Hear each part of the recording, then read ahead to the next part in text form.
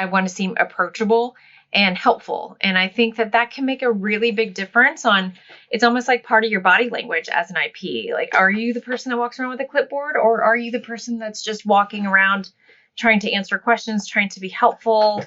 And I think that everybody needs to kind of examine how they come off when they're rounding.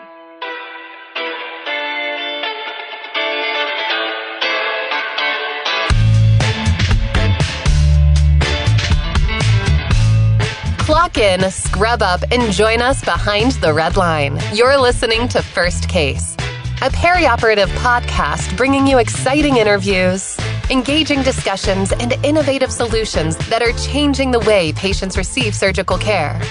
Each episode, we talk to frontline staff, perioperative leadership, and nursing entrepreneurs from across the country as they share their stories, experience, and expertise on the industry we love.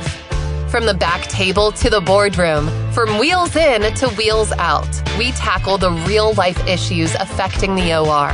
Whether you're tuning in for surgical service education or inspiration, we're glad you're here. And now it's time to roll back and start the first case. On this episode of First Case, we are speaking with Jill Holdsworth, Manager of Infection Prevention at Emory University Hospital Midtown. And Melanie, the whole season, it's about infection prevention, and we're going to hear from one of the best in the business. Jill is an infection prevention manager and is extremely involved in the industry. We know her very well from Beyond Clean and many of the virtual conferences we've put on, and now she's joining us on First Case. I'm so excited to have her on the show. I actually talked to her at HSPA when we were at the HSPA conference earlier this year. And I'm like, Jill, we are going to be doing an entire season on infection prevention. And I just think it would be really cool to kind of start the season by talking about what an infection preventionist is, because a lot of us in the OR don't really know what you do. And so she was like, oh, that'll be a fantastic conversation. So Jill just was excited about this season and this conversation all the way back in the spring. And I'm just really glad that we get to talk to her today. And she really is going to share some valuable insights that I think will benefit us in the OR and also any other infection preventionists who are going to listen, ways that they can build relationships with the OR to improve collaboration between the two departments. All right, stay with us. Jill is up next after a short break.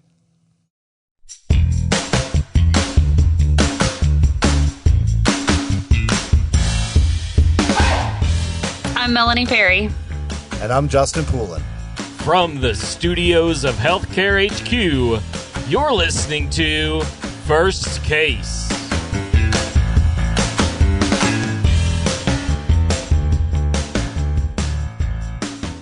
Joining us now is Jill Holdsworth, Manager of Infection Prevention at Emory University Hospital Midtown. And if you are following our sister podcast, Beyond Clean, you ought to know Jill pretty well by now. She's presented at a number of virtual conferences. She's also been a podcast guest on Beyond Clean. And now she is joining Melanie and I here on the First Case podcast in the season of infection prevention. And Jill is going to set the table for us and make sure that we are all educated on all things infection prevention. So Jill, it's great to see you again. Thanks for coming on the show. Great to see you guys too. Thank you all for having me. So it's only been about 3 months since the three of us all got a chance to see each other in person at the HSPA annual conference. And I know Melanie goes to a number of other conferences, including OR Manager and AORN. Hopefully we'll see you at those conferences as well. But I'm thinking maybe you can just tell everybody a bit about yourself, because what I love about you is you don't stay in a silo. I mean, one of the big roles for infection prevention is to have contact with all departments throughout the hospital. And you do that in terms of just your network connections throughout the industry as well. So tell everybody about your experience. Yeah, sure. Thanks for having me again. My career actually started out in a cardiac rehab therapy. I have a master's in exercise physiology, so I have a little bit of a different background in getting into infection prevention. So I'm always the biggest cheerleader for anybody who wants to do infection prevention that maybe isn't a nurse or isn't from an MPH background. I always tell anybody you can do whatever you want to do as long as you work hard to get there and you just ask how you can do it. I also volunteer as an EMT. I've been an EMT for 12 or 13 years, took a little bit of a hiatus when I had kids. Now I volunteer for the Emory EMS program and serve as their volunteer infection control officer. So I also do a lot of work with infection prevention and the EMS and fire agencies. And I love sterile processing. I really got into the sterile processing world years ago. And I do a lot of volunteer work with HSPA and Amy. And I served as the HSPA Certification Council Chairman a couple years ago and now still serve on the committee. And I'm also the Protective Barriers Committee Chairman for Amy. And we just put out those protective barriers, the PB70 protective barriers document earlier this year with those new guidelines and standards. So if you haven't read that yet, then be sure you take a look at that. And that's just kind of scratching the surface, but I love getting involved in lots of different areas, learning. That's why I got involved in Amy, but I always love a new challenge. I love working with a lot of different people and always learning along the way.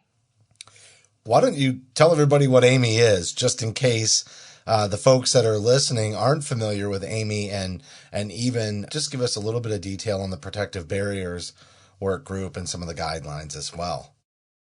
Sure. It's the American Association of Medical Instrumentation. Well, it's hard to say quickly.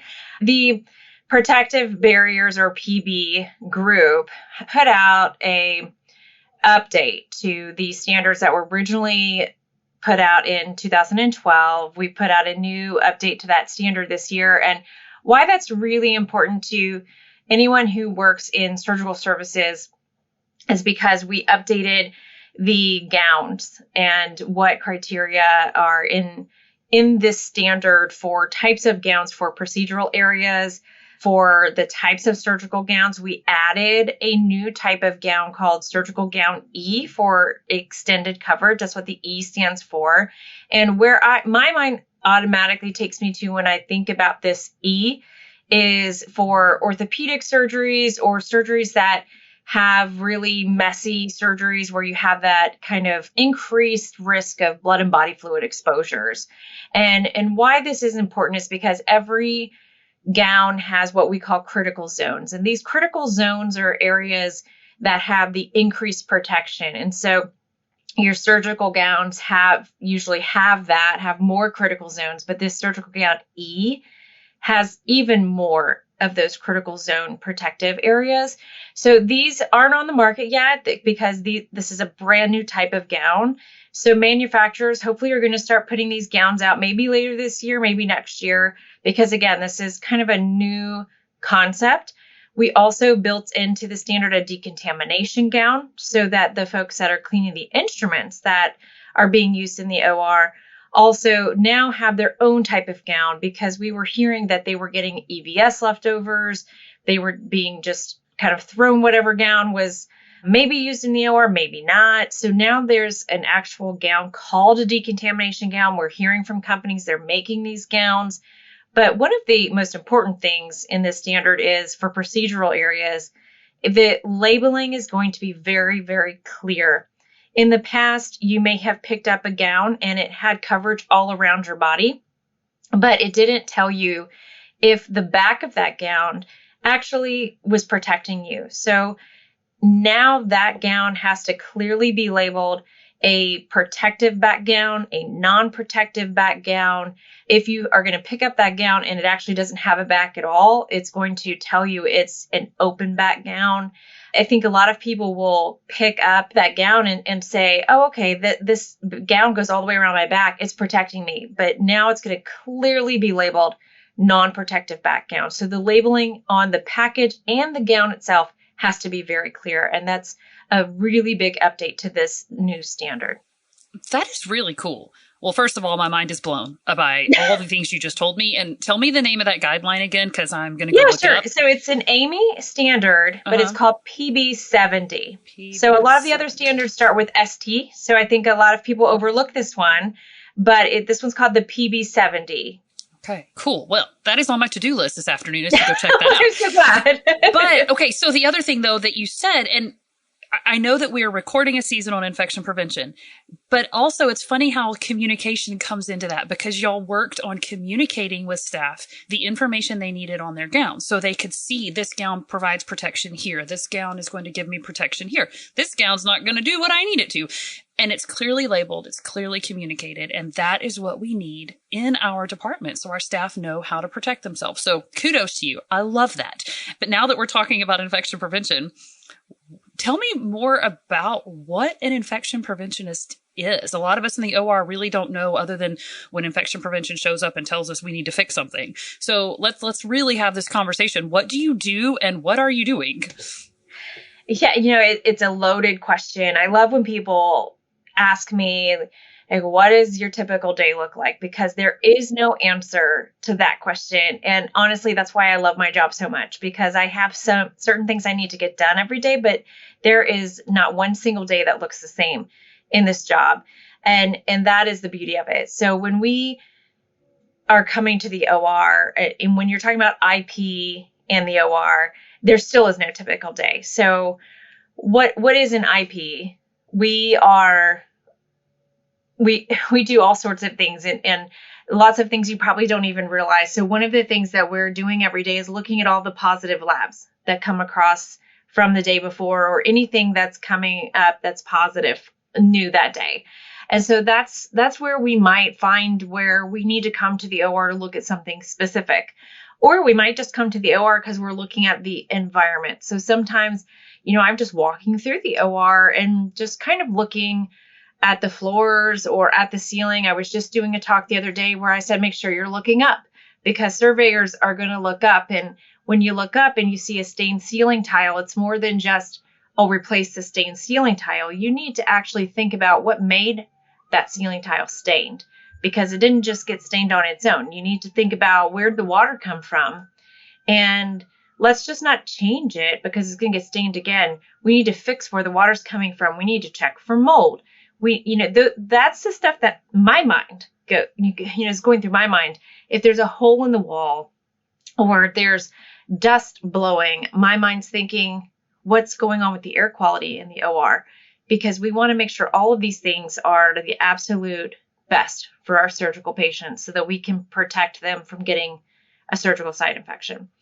And one of the things that I love to do the best, I know that everybody thinks that we walk around and we've got a clipboard and we're just looking over our glasses, trying to dock you for whatever we can find. My favorite thing to do is to go to the OR with nothing in my hand, with nothing to write with no notebook, and to go watch a case and to let people know I'm here to learn. I don't do surgery. I don't do what you do, and I need you to tell me what you were doing. And I love talking with the residents and the fellows. We're at an academic hospital, so we have a lot of those in the OR, but I love to talk to them. They're the ones that are doing the skin prep a lot, if you have a resident or a fellow in the room. And I think that we forget about how important that role is in an academic center, because they may not have been taught correctly.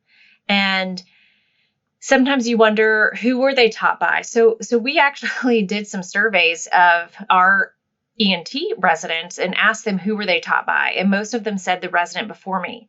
So it's kind of like one of those cascading things where if they weren't taught correctly, they were just taught by the person before them and by the person before them. So we started teaching our residents correctly for all of these processes so that we were sure that when they taught the next person, they were taught correctly. We taught the residents how to check for sterility in their surgical instruments. We taught them how to check for holes in wrappers. We started teaching them all of these things and how to do skin prep correctly and how to clip their patients correctly. And things started really changing, and we kept surveying them repeatedly, like every 6 months, to see how their knowledge changed and their perceptions, and it improved dramatically. So I really encourage people, expect IPs, OR staff, to really include the residents in your infection prevention practices and the fellows, because chances are they never were taught correctly in the first place. Oh my gosh, I love that. I really do. And I previously did also work in an academic medical center. And so we had residents and we had medical students, we had fellows, we had everybody. And our rules, didn't allow our residents to prep very often, but every now and then they would just jump in and help because we just needed to, and they were willing to help. But you would see it not done exactly correctly. And they get overlooked in that training. It's just assumed, oh, they're a doctor, they should know how to prep that. Well, if nobody taught them, then they don't know. So I like that you really paid attention to that knowledge gap and gave them that education that they needed. That's really cool. I like that. Yeah. And what I found was they were afraid to speak up and say that they didn't know because, again, they are a doctor, but they're also a resident. And sometimes residents don't feel they have that voice to say that they don't know. But one thing that I started doing as an IP, so for IPs that are listening, I so encourage you to go on early morning rounds with your resident surgical teams. And it's usually like 5 or 6 in the morning where they round on their surgical patients. But to start having that relationship with your surgical team and your residents and the surgeons when they round on those patients in the morning and then go to the OR with them later in the day, that gives you such a different perspective on what they do. And on just having that collaboration with that team. And that's what I started doing. And then they started coming to me with the issues and the solutions to the things that they were seeing. And it just really changed some of the things that we were seeing. And when we started seeing an increase in certain infections, they actually came to me and said, I think we have an idea that'll fix this. And it was incredible. It provides that two-way street, that trust of, you can communicate back and forth because you have invested in them and taught them the things they need to know, and they're willing to come and bring ideas to you as well. We see that a lot. Just people are afraid. They're afraid to bring stuff up, and then they know they can, and they're willing to speak. It makes a big difference.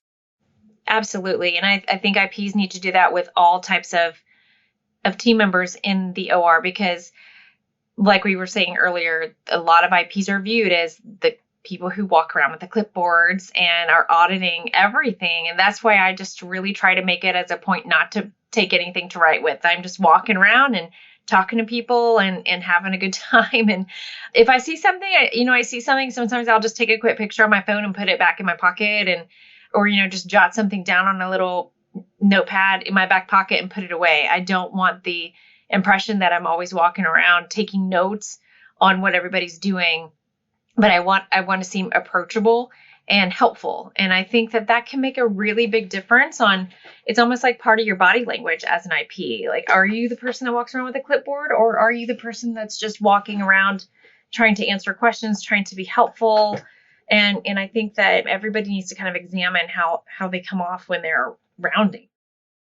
I feel like that's so important because if you want to get the truth and find actual impact opportunity in your role, you have to be somebody that folks can trust to talk to and say, we're not sure about this, to your point about with the residents. But that could be anybody on the team. Or I've heard some people say this and I've heard some people say this.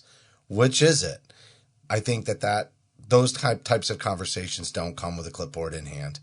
And I also wonder on the follow-up on that, let's say you are going around and you're getting honest feedback and communication from the team members. Nobody wants to get in trouble for having talked to you, right?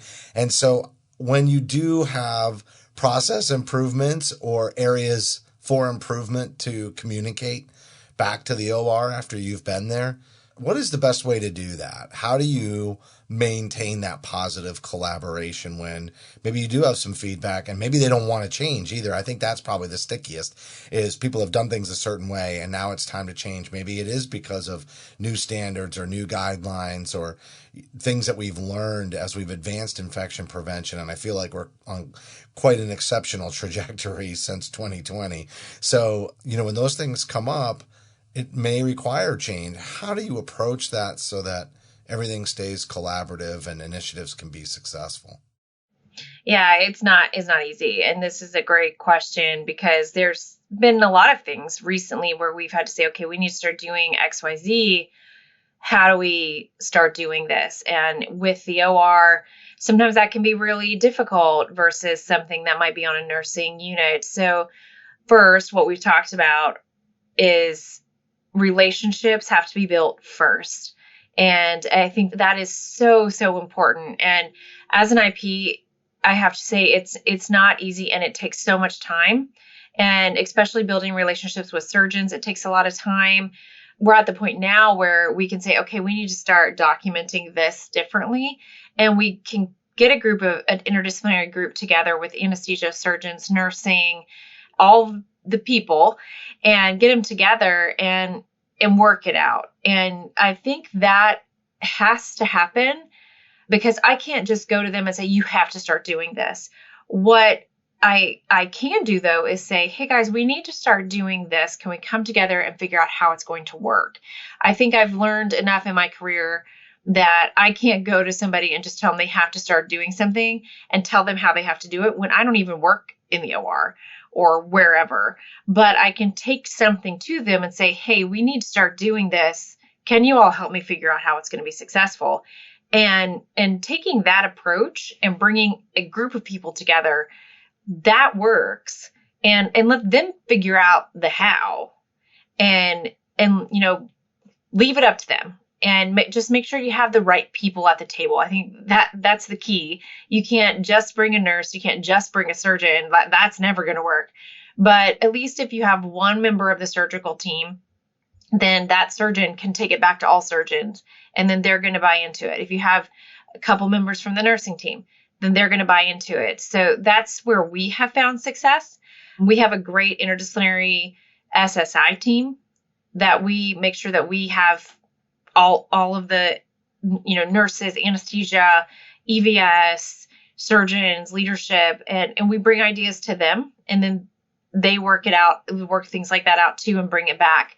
And that's really been helpful for us. We don't push things on this group and just tell them how things are going to work. People get territorial. They don't change their behavior when you walk in and tell them how to do something in their own backyard. I think that is a good mindset for any department, for us working together in the hospital setting. Sure, as infection prevention, you have things, recommendations, guidelines, things that we need to be doing and we need to know about them. But collaborating and working together rather than dictating how things should be done is going to go a long way in making sure that there's compliance and that people actually make the changes that need to be made. I think you also have to show up. And I see this in a lot of the things that I do for talks. You have to be present. You have to show up. And as IPs, I know we're stretched thin. We can't be everywhere. But to be present in the OR, to try and see as much as you can see in the OR, do some observations, spend time there, and just let people see that you're interested in the work that they do and that you're going to be around as much as possible and be visible. That is really, really important. So if you're the IP covering the OR, be there as much as possible. Let people see your face. Don't just be the name behind the emails, but let them see who you are. Let them ask questions to your face. And I think that's really, really important. And in the OR, it's even harder because half of your face, your head, everything's covered. So it's like they have to learn your eyes. And so it's even harder. But everybody starts to learn each other's eyes. And so it's even more important to spend more time there because they want to know that you're invested in them too. So it's so much more important to be around and let people see who you are. I never saw an infection preventionist except when they showed up with their clipboard to come audit something. It was always a terrifying experience. They were never in the OR just to hang out, ever. And when they were, I felt like my manager and director were like following them around like a lost puppy, like wanting to make sure that everything was perfect. And you were getting this like, hey, everybody, make sure you gel in and gel out because IP is here, or make sure that you've done all these things because, and it's almost like that. I don't know, that guilty feeling. You want to make sure you're perfect, even though we're really already doing everything like we're supposed to, but they want to make sure. And so that didn't necessarily set up the best impression of working with infection prevention because it was always a very stressful, also very random experience. They would just pop in whenever they were there and whenever it happened, but it wasn't consistent. So I like the idea of getting to know your IP, knowing who they are and being able to get to know them so that you understand why they're there and you know what they're doing. And it's not like they're just coming in to tell you everything you're doing wrong, but how can we collaboratively make sure that we're doing what's best for our patients. So I'm really liking this conversation. This is good stuff. That feeling you had, that scary feeling, that's like step 0 of the journey that you should be on when you're working in the OR and you have an IP. And so I think that everybody starts there and you're on the way, but there's a lot more work to do when you're still having that scary feeling where you're jumping at the hand gel dispensers and you're running away acting busy. Exactly. If I can walk really quickly past you, you will not stop me and ask me a question. Yeah, and I'll make be eye contact. Yeah, exactly. Do not engage. Do not engage. So one of the other things that with my role at my last facility, I would get emails pretty regularly, and that would be, hey, this patient so-and-so had a procedure 30 days, 90 days ago, and they've developed this infection. Can you go back and look through the chart and see if anything, out of the ordinary happened or whatnot? Is that your role too? Are infection preventionists going through and auditing patients, or are they following patients 30, 60, 90 days out to see if they're having any type of infection? Yeah, so that is one of the IP's roles. We are required to follow certain patients for CMS reasons, for CMS reimbursement. We follow other patients based on what our facility chooses to follow. So based on whatever a facility thinks is their higher risk or higher volume, they're going to choose to follow other surgical patients. And based on what that procedure is, it's either a 30 or 90 day type of follow-up. So, and that's kind of the same process that we would do here, and a lot of facilities would do, where they would ask key stakeholders to review the case for them, see, and honestly, it's really hard to tell a lot of times by a chart review what might have happened during that case. And so that's again why I really am a big cheerleader for spending time in the area, because usually you can tell if you watch a couple cases or you go to pre-op PACU, any of those places, you can really pick up on some practices that may need to be improved that could prevent some of the infections. If you are really there watching and talking with the staff and getting their input, because you're gathering data from a chart, but that's sometimes, it's a lot harder to do than if you're looking at like a CLABSI or CAUTI chart review. SSIs are just so much different. So yes, we do that here for a variety of procedures. What's interesting about SSIs is some things span the entire OR that you may be doing that you can improve. Some things are very nuanced to, say, orthopedics or neurosurgery or cardiac surgery. So you may be looking at something that's very specific to a service line, or we may be looking at quality projects that span something that may improve every service line. So it's very complex what the IP is looking at. Okay, I have one more question on this before we switch to a different topic, because this is what really got me when I was tasked with these chart reviews. Because it happened 90 days ago. I worked 12-hour shifts. I might not have even been the team leader the day that the patient was there, and I can look at the chart and I'm like, okay, this is charted just like any other case. What should I be looking for if I'm doing a chart review to help infection prevention with, something that might look like a surgical site infection? What is it that maybe we should be keyed in for to look at to help give you the information you need? That's a really loaded question. Okay. And you don't have to answer it. Well, just to quickly, just to touch on it a little bit, it would depend on what type of infection it is. If it was an organ-based infection, then you're probably going to be looking at something a lot different than like skin prep, which might be a different type of infection. So, that is a really great question that you're asking, because as IPs, we may not be giving the people that we're asking to review the right kind of information or tools for what we're asking them for. And so I'm really glad that you asked that question, because I think as IPs, we need to give some guidance to the people that we're sending this out to. Instead of just saying, can you review this case and see if there's anything out of the ordinary? We need to say, can you review this case? And here's some things that might jump out at you or that you might be looking for, just as some examples, because we may know what we would be looking for, but somebody that's not an IP may not actually know what they're looking for an infection case. So I think that actually is a really good point. So I'm glad that you brought it up, even though that might not be why you brought it up. But no, that's helpful. And those are the kind of conversations we want to have, because I'm on the receiving end of an email that says so-and-so had an infection. Look at the chart and tell us if anything happened. I'm like, well, so providing more information or pointing me in the right direction would be very helpful. And that might lead to getting the information that you're looking for. So definitely, obviously, yes, it would have to be case specific. You're very right. Or type of procedure specific, but that would be helpful, getting some more information, communicating better. But I guess that even goes back to knowing your IP better and being able to talk to them and, email and be like, hey, what's up? What are you looking for? Right. And so having those good relationships. And I think it goes back to that. Absolutely. So, Jill, I mean, we're pretty close to time, but I mean, this was an incredibly insightful interview, and I do want to ask the one question that, it's indicative of some changes in the industry. And I had a conversation recently, so I'll give you my 2 cents afterwards, but the terminology went from infection control to infection control and prevention, and now squarely on infection prevention. From an industry insider, what was the impetus for kind of shifting that focus the way that we have? Yeah, I'll give you my take on it. I'll be interested to see what your conversation was. But my take on it is we're not just trying to control infections after they happen. We want to be proactive. We want to prevent. We're always looking for things as we are.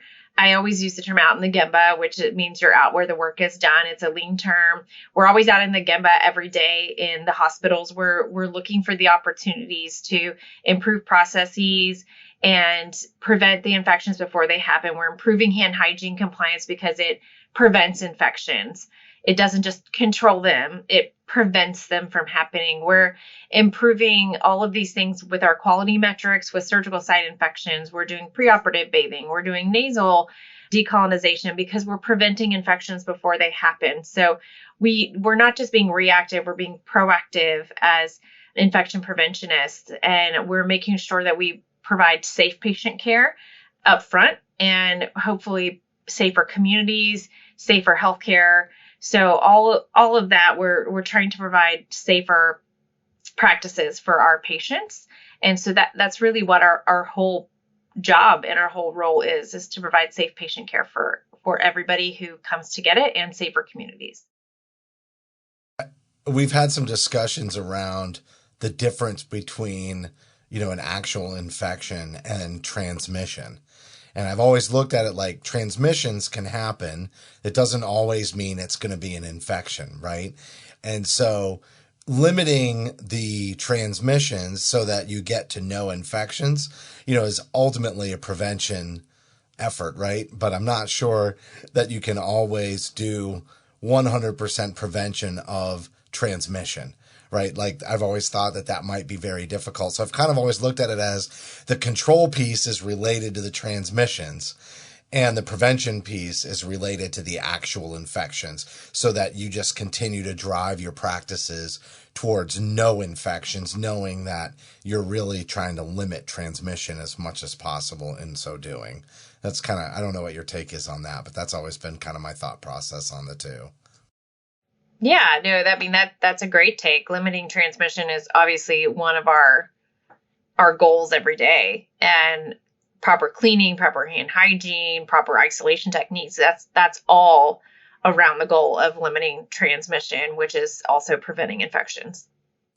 You mentioned earlier too, just about air quality, and that I could tell that was an area for you. And we've had 2 episodes, and I want to say it's in earlier seasons of First Case, but air quality, air control was a couple of topics that really resonated with Melanie and Paul and I too. Paul was on the show that we just wanted to focus on that because every time you open that door, there's just a little bit of chance for, that pressure to change and for that to create airflow and potentially cause, some issues. And so that's interesting that you have that same focus when you're going in there.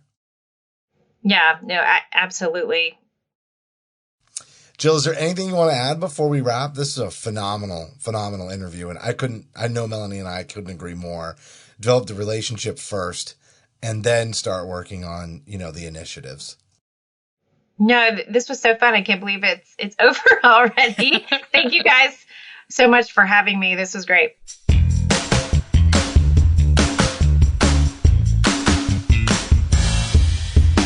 That was Jill Holdsworth, Manager of Infection Prevention at Emory University Hospital Midtown. And Melanie, I think just getting some insight into what are infectionist preventionists thinking, what are they doing when they come into the OR, and honestly, taking this episode and sharing it with your IP at your facility might also be a good idea, just in a way to create a collaboration and some thought around how to be able to work together better.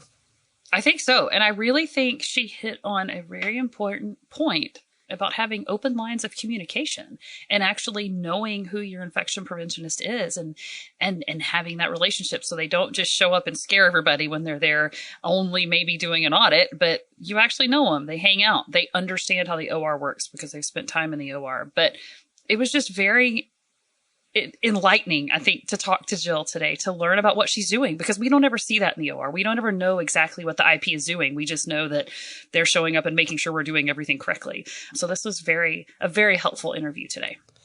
Well, Jill has a diverse background, and one thing that I can really appreciate about her career path is just the fact that she's been a constant learner, and she's extremely involved in the industry, not just for her own facility, but for the betterment of infection prevention and the surgical departments that she supports. She is unafraid to get involved, and it's because she has an impact and she's willing to learn and to ensure that she's making an impact. So great job, Jill. Thank you for listening to this week's episode of First Case. As a reminder, you can help support us by subscribing to First Case on your favorite podcast app or by downloading the smartphone app on iPhone or Android. Simply search for First Case in the App Store or Google Play. The best thing about downloading the smartphone app is that you can access bonus content for certain episodes and view episodes in certain categories, like articles on the go and vendor spotlights. Are you following us on LinkedIn or Facebook yet?